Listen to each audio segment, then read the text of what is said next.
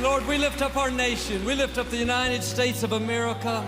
Lord, I thank you that we are one nation under God, that our eyes are upon you, and Lord, that you are guiding and guarding our nation, protecting us, Lord God. And we just stand against divisiveness and destruction and forces of evil that would try to pull us apart. And Lord, we thank you that you're doing a new thing, that our eyes are turned towards you, that the righteous are calling out. And Lord, I thank you that you'll put the right people in the offices that you've destined for them to be. And Lord, we thank you that your perfect will be done. We lift up all those in authority now. Lord, we pray for our president, our vice president, our speaker, the mayors, the governors.